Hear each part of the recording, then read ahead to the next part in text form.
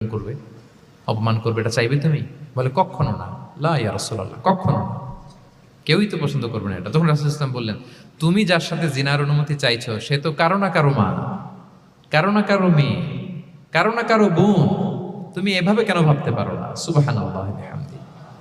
এই কথা বলার পরে তো সে একেবারে ইমোশনালি এমন ড্যামেজ হয়েছে, লজ্জায় কাচুমাচু হয়ে মাথা নিচু করে দাঁড়ায়ছে।